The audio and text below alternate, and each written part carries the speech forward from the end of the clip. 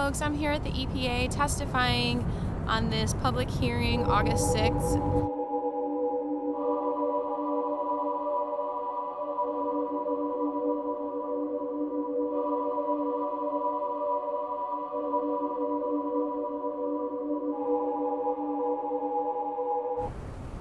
I honestly don't know how I even have time for this. It's just I pray all the time, and this is what I was meant to do today. I also have songs like Clap for Food Quality and Cannabis Car that I would love to help spreading it around because the messages are really important for all of us. You can download them on my Bandcamp, Aviva and the Flying Penguins.bandcamp.com. And some of my songs are also on iTunes and Spotify and all that good stuff. Love ya.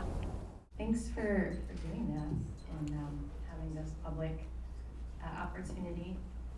I just wanted to say that I'm really... Do me a favor, say your name. I'm sorry. Oh, I'm so sorry. Because we got a court report. Yeah, absolutely. My name is Aviva with the Georgia Hemp Economic Revival Organization. So yeah, it's become a national crisis, I believe, that toxins are everywhere in our life stream, in our waters, our soil, our air, our food, and beyond. And I believe it's all of our responsibility to make sure we do everything possible to keep our bodies and mind healthy.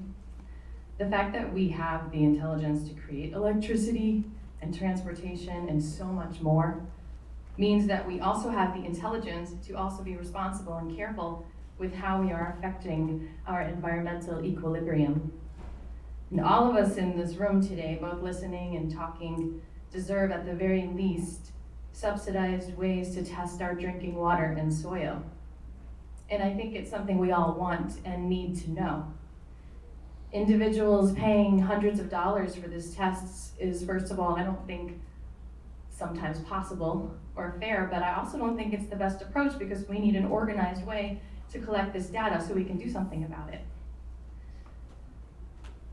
Even though we have a lot of toxins with the coal ash residue, etc., all hope is not lost. From what I have studied, there's a plant in nature that literally can pull all of these toxins we're talking about, heavy metals, pesticides, herbicides, fungicides, fuels, radioactive elements, cadmium, nickel, lead, mercury, etc., out of the soil through phytoremediation, phytoaccumulation, phytovolatilization, and phytodegradation. Phytodegradation is my favorite because this is when the plant literally metabolizes and consumes the toxins, like we see in ground ivy, literally transforming lead into something useful so we don't have to worry about it anymore. Phytovolatilization is when the plant releases toxins back into the air, essentially breathing it out. Phytoaccumulation means it ends up in the plant and the stalks and the leaves, and we have to figure out what to do with it. This plant that I'm talking about has been shown to do this scientifically in sites such as Chernobyl with cesium, a sheep farm in Italy with dangerously high levels of dioxin from a nearby steel plant that literally had to lead to euthanizing their herd, which they then accommodated their field with this plant to get back into business. And this plant just became legal. So what plant am I talking about? It's the industrial hemp plant, which is a blessing if we are wise. 80% of the CBD oils tested from California tested positive with pollutants because this plant is so powerful, even though there is a ban on using pesticides with it, and even if it's organic. If you use plastic pots, then it leaches up those plastic toxins as well. So our ag department finally has the hemp farming program license up for public feedback until this coming Monday. And so I recommend we all demand using this crop to better the health of our people, not only through making sure the farmers have to test for pollutants, but to give us all permission, especially the EPA, to conduct studies practicing using hemp to clean our soil. It's time that we all move past this and not keep on propagating lies about this plant and not let the fear of the stigma or harsh regulations that our state is suggesting to stop us from using it for its scientifically proven abilities to help our environment, and instead truly use this plant for its true powerful nature to detoxify the stuff that we've been putting into our earth intentionally and not intentionally. Because of the Farm Bill, there are also grants available to conduct research with hemp, so why not hurry up and partner with a university or 2 or 3 or 4 to clean up our coal ash ponds? I've already written to several professors who are interested. But instead of relying on grant money, I know deep in my heart the money already exists to make this happen. It's just a matter of looking over the budget and prioritizing. I'm pretty sure there are a lot more expensive chemical vacuum cleaners out there that you're looking at when hemp is the best tool for the job. I'd love to leave you one of the articles I read that has a lot of this information. So, thank you for your time. Thank you. You want to put the comments in the box there if you want to? Sure, yeah, I'll grab that.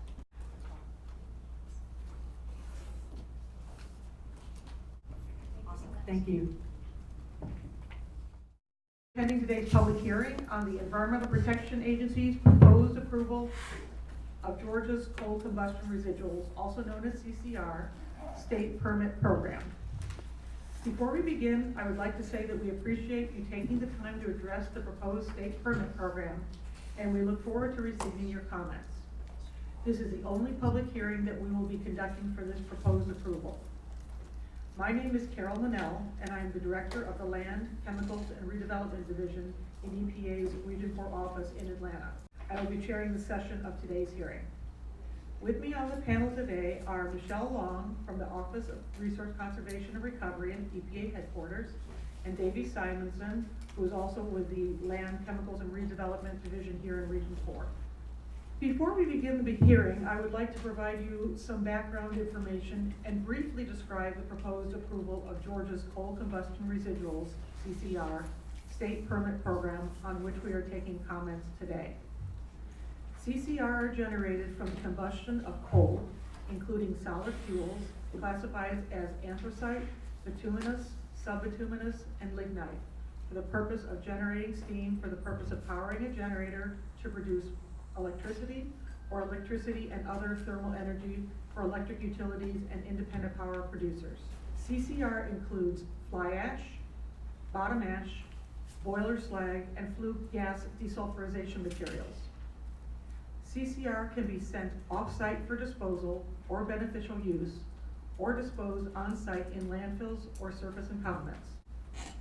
On April 17, 2015, EPA published a final rule creating 40 Code of Regulations,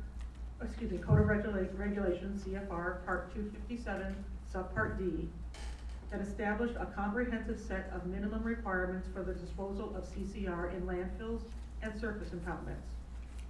The rule created a self-implementing program which regulates the location, design, operating criteria, and groundwater monitoring and corrective action for CCR disposal, as well as regulating the closure and post-closure care of CCR units and requiring record keeping and notifications for CCR units. The regulations do not cover beneficial use of CCR.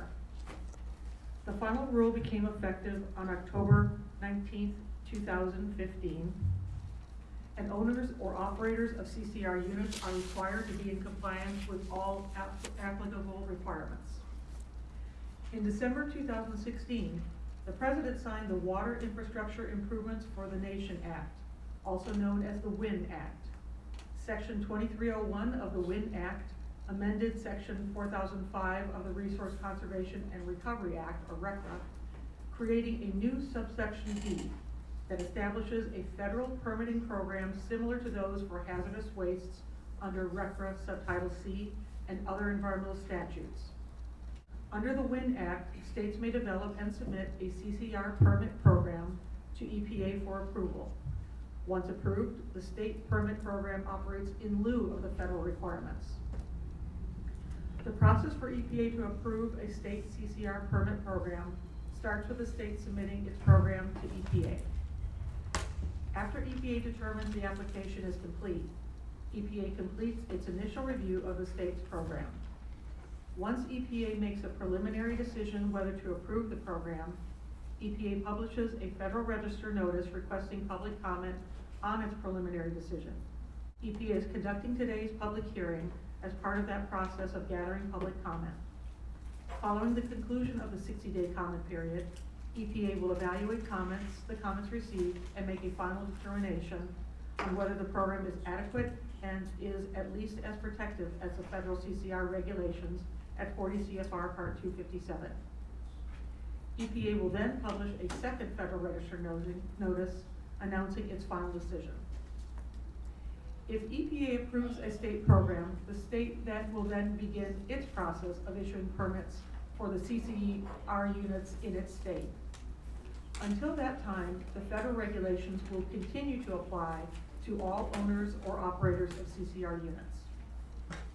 On April 13th, 2018, the Georgia Environmental Protection Division, EPD, submitted an application to EPA Region 4 requesting approval of the state CCR permit program. After receiving comments from the EPA, Georgia provided revisions to its 2018 application on March 6, 2019 and May 23, 2019. In its revised cover letter dated February 27, 2019, Georgia requested partial approval of the state's CCR permit program. EPA determined that Georgia's state CCR permit program application was complete and notified Georgia of that determination by letter dated June 19, 2019, beginning the statutory 180-day review period for the agency to make a final determination. On June 28, 2019, EPA issued a Federal Register notice proposing to approve the application submitted by Georgia EPD to allow the Georgia CCR state permit program to operate in lieu of the federal CCR requirements. Now I'll cover some of the logistics for the comment portion of the. I'm not going to spend my time quoting chapter and verse of the regulations that I'm certain you are already familiar with, as this is your entire job, and I'm a lay person who just reads a lot of things on the internet. As it stands, I have to admit that I don't fully understand why Georgia Power is applying for any sort of exception to the existing storage regulations of a great heaping pile of toxic waste. The existing regulations only require these to be 5 feet above the water table, and it is already demonstrably, by their own testing, leaching into the soil, into the groundwater at a depth far less than 5 feet. Many of the chemicals listed in the appendix as being cause for concern are present according to their own testing levels at levels that are in some cases full orders of magnitude above what is generally recognized as safe. So I would encourage the EPA to stick to their existing regulations and to insist that this dangerous, toxic mess that is currently 700 feet away from the Chattahoochee River and rapidly encroaching into our groundwater, that contains chemicals that are known to cause not only exotic and aggressive cancers, but organ failure in human beings and animals, and who knows what it does to plant life long term. That does that keep it out of the groundwater? You can put a cover on it, but how does that keep it from leaching further and further into the soil?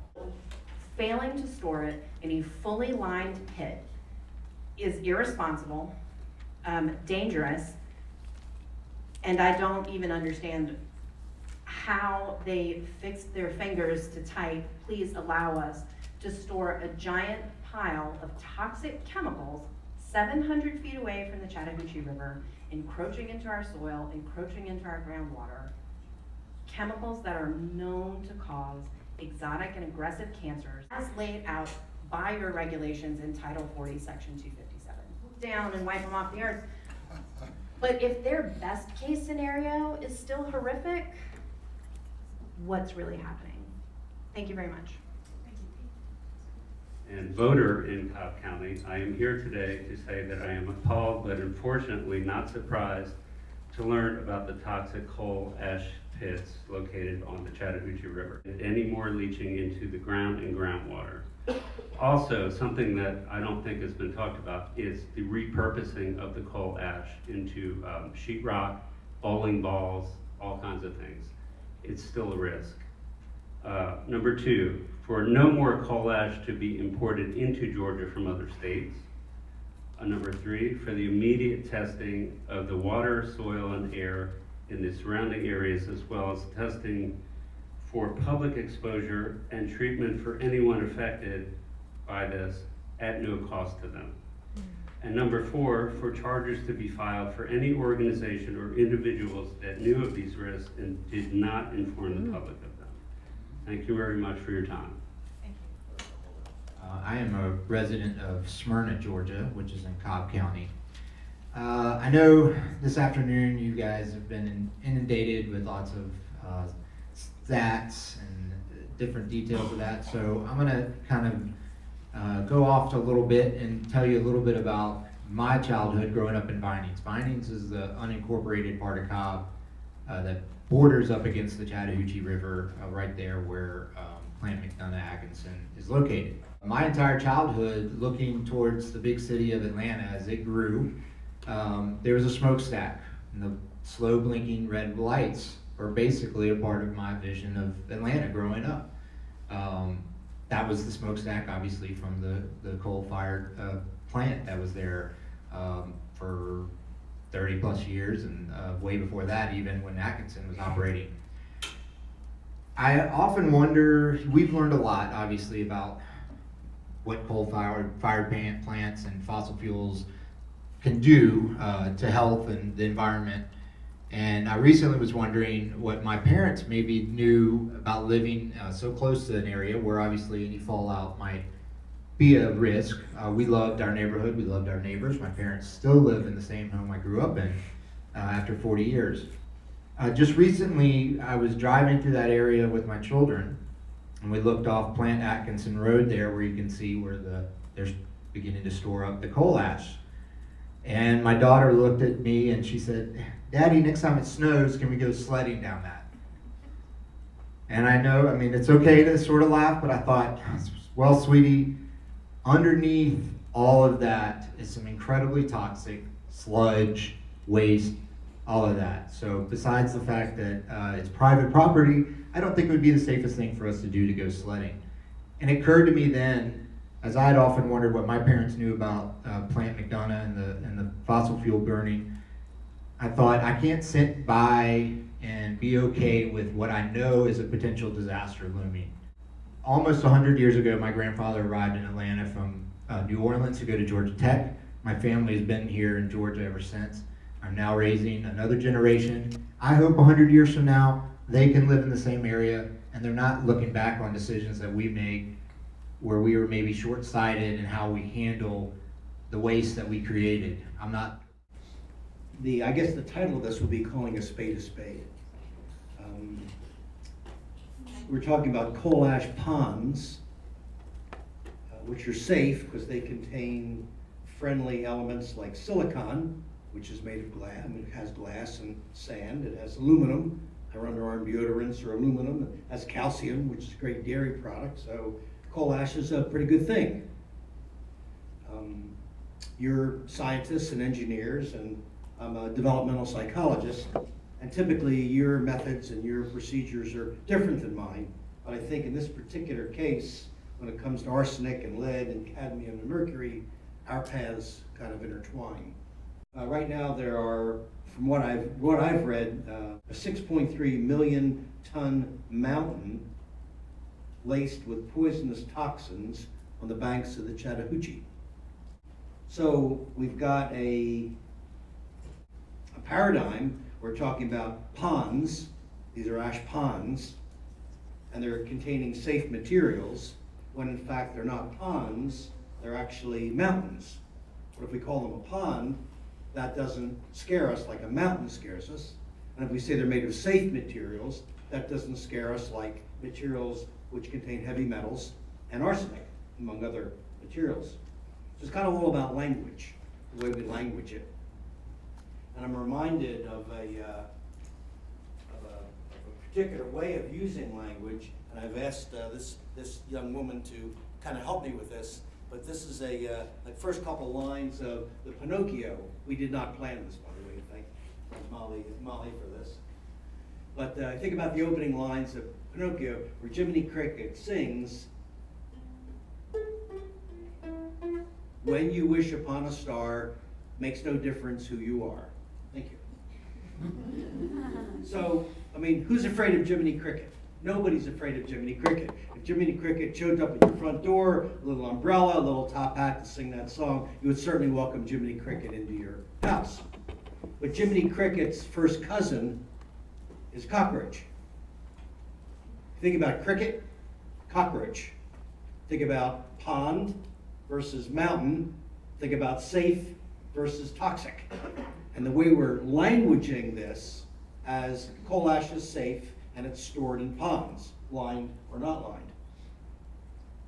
So they're not ponds, they're not safe, and they're not friendly, but a 6.3 million toxic laced poisonous mountain, called a spade, which I think requires EPA protection. Thank you. Sorry, I thought you were thanking him for something. Well, thank you for that, and I thank you for that. Oh, I should not go to my seat until everybody's spoken, so I'll just sit. To undergraduate students. Today I'm here not as an environmental expert, but as part of the leadership committee of the Cobb County chapter of the Climate Reality Project to speak up about the coal ash issue in our community. I'm also joined by a colleague. A little background on our group. The Cobb County chapter of the Climate Reality Project is made up of 45 concerned citizens living in Marietta, Smyrna, and Kennesaw, ranging in ages from 19 years to 72 years old. We're a consortium of widespread contamination, a threat that many environmental and health activists have been drawing attention to for years. We are here to speak out in support of the environmentally safe restoration process of Georgia Power Plant McDonough-Atkinson. If an individual and family community does not carry enough weight for change and to challenge the pollutants in the air we breathe and contamination from the groundwater affecting the water we drink because of the coal ash issue, then I personally ask you to appeal to your inner capitalists and use the commercially viable SunTrust baseball stadium that accommodates over 40,000 people per game and the popular Battery Park development to leverage the right thing to do. My name is Johanna Lantz, and I'm also a member of the Cobb Climate Reality, volunteer wife and mother. My family lives in Smyrna, and our home is 2.5 miles from the McDonough plant. The immediate area where this plant is located used to be mostly industrial, but over the last 2 to 3 decades, within a relatively small perimeter around the plant, thousands of new homes have been Specific to our community. Today we are here to not only speak out at a local level, but also to reinforce the nature of community as being a healthy environment for our families, because communities are made up of people, not short-term rhetoric. As you're aware, Georgia is one of the top coal ash generating states in the country, producing more than 6 tons of coal ash every year, and for many years, 6 million tons. And for many years, the state has also been the dumping ground for coal ash from the states of Florida and both North and South Carolina.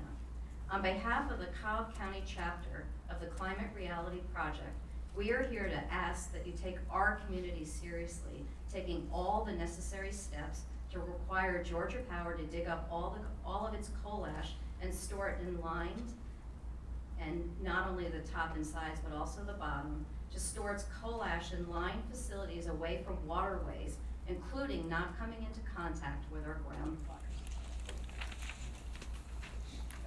The Chattahoochee River from its headwaters all the way down to where it reaches Lake Seminole at the Florida border. 80 gallons per day of leachate liquid, that is the components of the liquid coal ash residuals that we know have toxic heavy metals in them.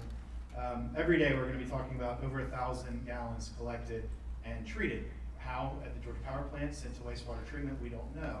This means there's leachate at this pond and many of these other ponds that are going to be left in place flowing in various other different directions than just this one collection area.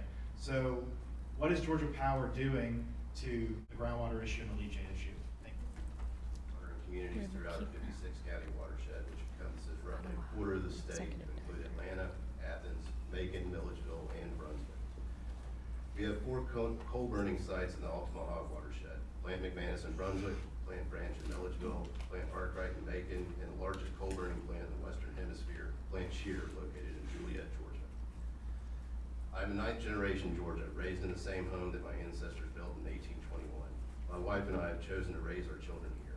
We love the closure plans, there will also not be any notice or public comment period for 5-year reviews by EPD of CCR permits once they are issued. If the EPD is granted authority, the public will lose their ability to voice concerns around the closure of these ponds and will be left without the counterweight of the Clean Water Act.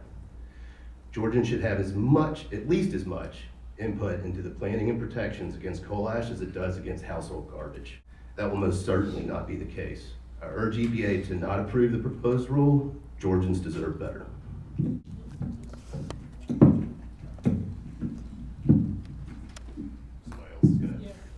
So while we're fixing the microphone, we don't have anybody until 2 o'clock. So if there's anybody who wants to speak earlier, let's see, gentleman up here, gentleman back there, gentleman here, all three of you, come on up. Logistics are important. Yes. My name is Arthur Murphy. I'm a registered voter in DeKalb County. My mailing address is in Decatur. And I'm here to give my personal opinion. I don't claim to be an authority to those organizations here in Georgia that are trying to safeguard the purity of various water systems. Those people all have representatives on the Georgia Water Coalition. The Georgia Water Coalition is a collection of people who are concerned with water throughout the state of Georgia. And there are many of us, I'm one of 2 or 3 people who represent a faith-based organization. Most of our drinking water, we have chosen to act conscientiously. We have accepted our collective responsibility. And I'm asking EPA to help us accept that responsibility. I've submitted references and links that go with the comments that I've made and have given a copy to the transcriber. Thank you for your time and attention. My hometown is Jessup in southeast Georgia. Behind household trash, coal ash is America's second most abundant waste material. Georgia and the rest of the United States have a serious pollution problem with toxic coal ash. In January 2016, our newspaper discovered the community was on the verge of accepting as much as 10,000 tons per day of toxic coal ash. The privately owned landfill sits atop the Florida aquifer in an area of wetlands and streams that flow to the Atlantic Ocean 40 miles away. Previously, with limited public awareness, 800,000 tons of toxic Florida coal ash were imported and stored in Broadhurst Environmental Landfill. Through more than 1,000 pages of documents at this EPD office, we learned of a spill or leak of dangerous beryllium into groundwater. There was no public notice until our newspaper, the Press Sentinel, reported it. One of the key issues we have with Georgia's proposed coal ash regulations is that public notice is not a top priority. People deserve to know. Jessup and Wayne County almost became one of the largest depositories of toxic coal ash in the nation. Georgia, I believe that if you're unwilling to stand up for the people and places you love, you should be ashamed to look in the mirror. And as a journalist of almost 50 years, I'm a staunch advocate for people's right to know. Even the government's name for coal ash is cloaked in an unfamiliar label, CCR. Too much of what's going on in Georgia pertaining to toxic coal ash is out of public view. For example, EPD is not required to conduct public hearings on coal ash permits. Hearings are vital, especially in towns where toxic coal ash is to be stored behind columns on the site. Georgia's made some strides, but we're a long way from a comfort zone. Again, I thank you for this opportunity to express my concerns. I leave it with words of Gus Speed, acclaimed scholar, lawyer, and environmental expert in climate change. I thought with 30 years of good science we could address those problems. But I was wrong. The top environmental problems are selfishness, greed, and apathy. Don't know how to do that. So my prayer is to use the Environmental Protection Act. My number was 39.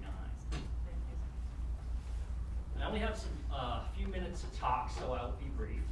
This program is underfunded, understaffed, and I'm going to use the remainder of my time to explain some examples for why. So we've heard from EPD and from Georgia Power itself over the last few years that the state CCR rule offers more protections than the federal CCR. Well, aside from the details and all the regulations and the language that lawyers love to pore over, that's only true to the extent EPD has the resources and the will to make that a reality here in Georgia. So let's talk about resources. That usually boils down to people and money. Now I'm looking at the program directory for the Georgia EPD, and just pulled this off the internet on my way down here today, and the solid waste management unit, it has 3 people that apparently are going to run this program, and they're dedicated professionals. We've got a solid waste permanent unit manager, an environmental monitoring manager, and the division head solid waste management person. Now, coal ash is a permanent problem. It is a forever problem, and it needs a forever solution. There is a lot of it in Georgia. We've heard a lot about that today. It contains toxic metals. That is beyond dispute. We've got a dedicated professional dealing with tire management in this unit. Where is the dedicated professional that's dealing with coal ash? Or is one person even enough to police a gigantic utility who has a small army of consultants whose sole job, apparently, is to find ways to skirt their responsibility? And we're going to get into that in a bit. So we talked about people. Let's talk about money. It is a glaring omission not to put a fee on the permit to fund a program with any real teeth to it. That is the most obvious omission, and it's correctable. And it wouldn't cost taxpayers a dime. Do me a favor, move a little closer to the mic. I'm not being loud enough. You're not. So let's talk about the will for the remaining time. The law is clear. It's part of the solid waste laws and under the Georgia Comprehensive Solid Waste Management Act. It predates the CCR rule. It's the express Georgia policy to assure that solid waste does not adversely affect the health, safety. Now than I was then. And I stood against the disposal of coal ash in unlined ponds nearly 9 years ago, and I'm here to do so again today. I grew up near the coal fields of Southwest Virginia, and I know the dangerous effects of coal waste: arsenic, cobalt, radium, nickel, selenium, sulfate, mercury, and lead that several speakers before me have detailed. These heavy metals and chemical contaminants have devastating effects on human health, which I've seen firsthand in friends that suffer from rare cancers, and the effects in the streams and environment where I live, or where I grew up. In 2010, the reason that was given for the disposal of coal ash in unlined pits at that point in time was that it was too costly, too damaging to important local companies and the coal industry to take care of the contaminants then. Nearly 9 years later, the short-term costs and jobs and money that was seen as too great are again before us. I'm on my PhD in geography between environmental protection and economic growth. Utility cost cutting in the present day will lead to disastrous effects in the long term that my generation will continue to grapple with. Other states in the South have taken steps to deal with what the previous speaker referred to as this forever problem with a real solution. In the Southern Environmental Law Center report and their detailed letters submitted to this commission, on page 38 and 39, they explain that in its permitting decision, turning on facts that are similar to those that the EPD now has before it, North Carolina's Department of Environmental Quality concluded that science points us clearly to excavation of coal ash as the only way to protect public health and the environment. The statewide coal ash cleanups in North Carolina, as they also note, had the added benefit of creating 4,000 jobs between October 2017 and September 2018 for only 8 of the 14 initial coal ash disposal sites that had already been slated for excavation to line. Honesty, and I believe in expert knowledge. We know coal ash needs to be stored in lined pits, yet coal ash is currently being put in unlined pits in Cobb County. We know coal ash is toxic, dangerous, and corrosive, yet regulations are being weakened to allow for alternative groundwater protection to be determined by the states. And my question is, what's an alternative to safety? It feels like these plans are being rushed with inadequate public discussion. I thank you for having this hearing today, but I ask, why is it only here? The state spans hours. Why is there only one public hearing in all of Georgia about Georgia's coal ash program? I ask you to not approve of Georgia's current coal ash program until the following changes are made. The EPD needs to hold a public hearing on every single coal ash permit application. I'm asking as that you think about the people who live here. Think about what they would say about having something that harms our health exist in our communities. I mean, people here have all been saying generally the same thing, that this shouldn't happen. I'm here because I'm appalled, and I'm begging you not to rush this. Coal ash is considered a non-hazardous waste, and yet people are dying from coming into contact with it. The most inexpensive solution is to dispose of this coal ash in lined pits from the get-go. Environmental disaster is not worth it. We don't want a Kingston, we don't want a Duke energy crisis to happen here. The people of Georgia are worth it, and our future is worth preserving. I thank you for your time, and I hope that you make the moral decision and make the EPD amend their current coal ash program, because I don't think it's appropriate. Communities of people and habitats of animals and plants for the sake of money or the bottom line is outrageously irresponsible. As the Environmental Protection Agency and the Environmental Protection Division, your name suggests that it is your duty to ensure that the environment and the people are protected. The current Georgia CCR program does not do either and should not be approved as is. If this program is to be approved by the EPA, at least ensure that the program takes a responsible and practical approach for coal ash disposal. Preserving economic. People have already referenced the Georgia Water Coalition, but to give you a little bit more background information, the Water Coalition is currently comprised of 266 member organizations. We are comprised of environmental groups, conservation groups, farmers, homeowners associations, lake associations, sportsmen's groups, faith-based organizations, and others. Our overall mission of the Georgia Water Coalition is to protect Georgia's surface water and groundwater resources for current and future generations. We have a number of principles that we abide by and goals that we have.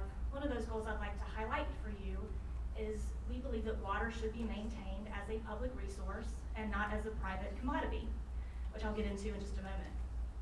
We also have a specific policy recommendation, a policy position on coal ash, which is this. All coal ash in Georgia must be removed from unlined leaking pits along waterways to dry line storage.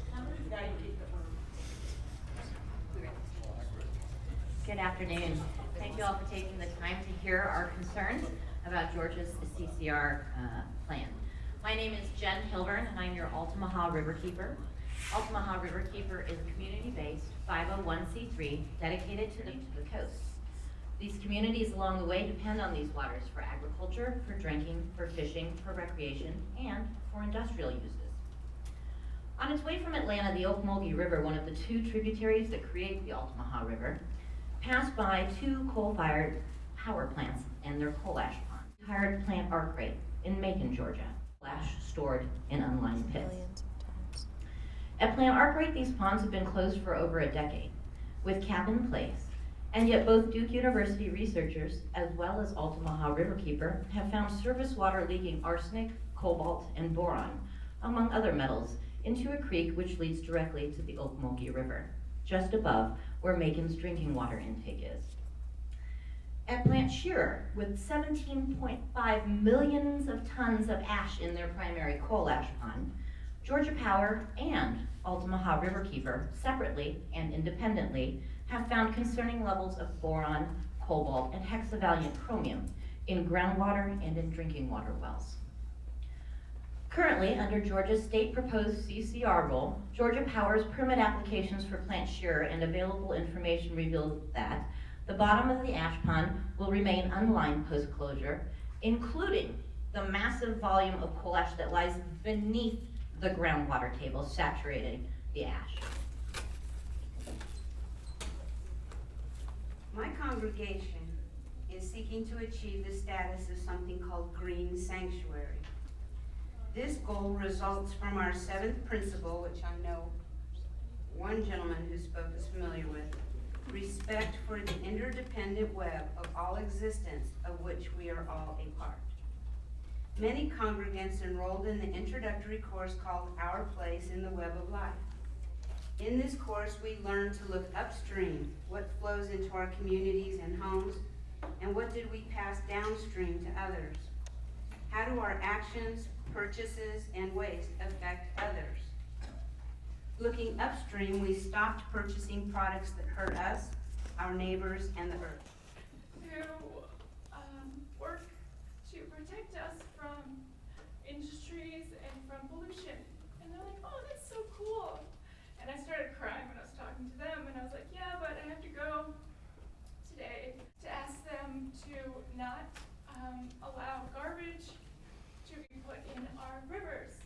And they're like, why would anyone do that? And I said, I don't really know. So here I am today to ask that the communities closest to and the coal plants be consulted, that there's a hearing before every decision made, and that I don't approve of the current permit, the current situation, the way it is now.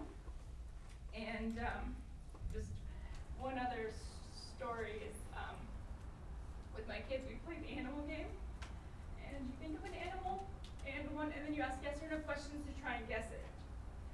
And one of the questions we ask is, does this animal come from Georgia? Does it live in Georgia? Or does it live in the US? And I'm just, that game and how you answer that will probably change in their lifetime, depending on what we do with polluting our waterways, and polluting our land, and affecting communities, our own communities, but especially communities closest to the coal plants. And so I just want to say that I don't approve of the current Georgia coal ash program. The EPD should hold a public hearing on every coal ash permit application, and there should be public notice, so people like me can come and talk to you for every 5 years that the permit is renewed, and that the EPD require that the Georgia Power and all these coal plants dig I up. know one person had already spoken and wanted to speak. Retired professor from Georgia State. I taught environmental science. When you get to my age, you begin to feel a little bit like a fossil, because all that study is kind of down the drain until you get an opportunity to come to you and talk. For me, we're speaking because we are not in favor of the Georgia Power. Look at the coal ash protection from plant branch, and found that it was polluting boron and strontium years afterwards. And that kind of made me think, the advanced engineering that is proposed to make sure that there is not any further pollution of our groundwater and waterways, that kind of scares me, because Lake Sinclair is the lake that my youngest daughter used to be on the water ski team in for 4 years when she was at Georgia College. Whether there was any relationship between the two, I do not know. But I do know that a lot of the pollutants are associated with cancer and many other problems. I feel like Georgia Power has... I'm so grateful for everyone and everything that they're saying right now. It's really filling me up.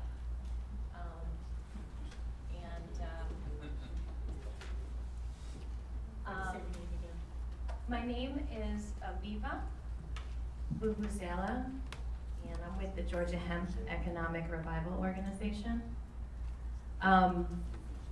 Before I sing you a song, which is very short, I wanted to say something that Caroline Halka mentioned. I don't think she's here anymore. That hasn't been mentioned is that we have a stormwater issue, and so that on top of the coal ash overrunning into our waters, we have a huge stormwater issue in Georgia. The trees are being cut down and the root systems are not helping us hold that stormwater back. And just listening to everyone, my question is, who is responsible for cleaning up this waste? Our sick and dead bodies. I said earlier we have the intelligence to figure out the cost of this situation, and is it crazy to reach out to our medical organization? If health insurance wants to ensure our health, isn't this one way to do it? To prioritize our bodies from toxins? Or do we really need to hold Georgia Power accountable as well? Or do we want to clean this up ourselves? So anyway, the very essence and core of our nature is attacked with a major disconnection from our live stream of this light energy, when we just brush things under the rug and don't fully think about every angle of everything and really talk it through. And that's what the intention is today. And let's take it to the next level. Let's answer the questions. Let's process this. And music is the one form of energy that I use to process, and that moves my emotional toxins efficiently. So we're gonna try that now.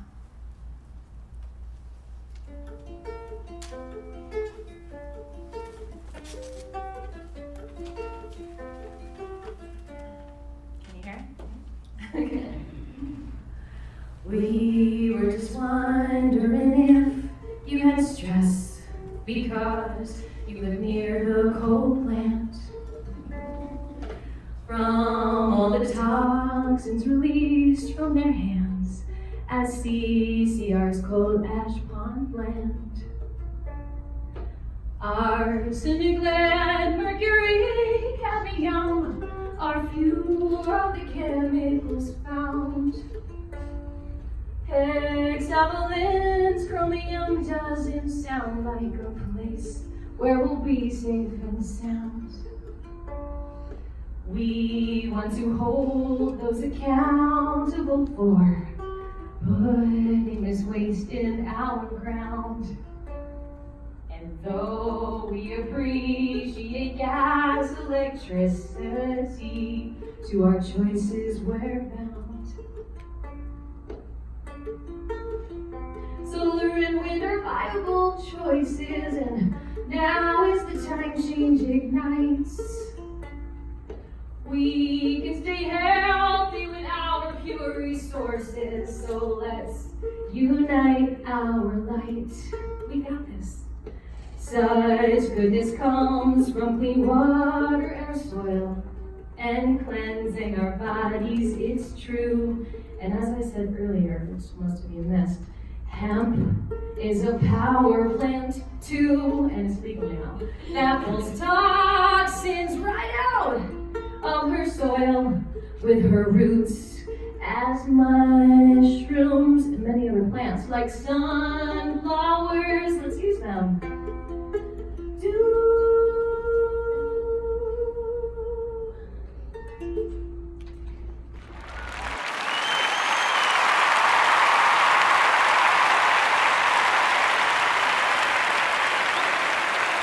Thanks for watching this video. It shows me that you care about the environment. I hope that you found this helpful about your life. We can't just leave it all up to the EPA. You know, it's a big burden for them, for their jobs, and they need us to speak up. They, just like us, have very busy lives, and, you know, we're making an impact. We're making a difference because we're not blindly just saying this is how life is. We're saying, wait a minute, I don't want that toxin near me. That might be doing something in the drinking water. You see, there's all these systems that are set up in our lives, and life is great, right? We've got all this technology and it's wonderful, but we also do have the intelligence to figure out what to do. The challenging part is breaking through new territory and changing paradigms and doing things in a new way. Change is hard for people. So when their systems work and it works economically and productively, then they kind of stay married to that instead of realizing with our help and our voices that, wait a minute, let's think outside the box here. Yes, we can embrace our light more. We can embrace a cleaner life. We can have healthier minds and bodies. Let's do this. Let's test. Let's do some testing. Let's make this happen. This is Aviva Vuvuzela signing off. Please subscribe to my channel if you like being an activist and getting clean water, and also the music that I have is hopefully purifying for you as well, so you can stay aligned with your gorgeous souls and spread your light in this world. Everyone has a purpose. Allah Fife.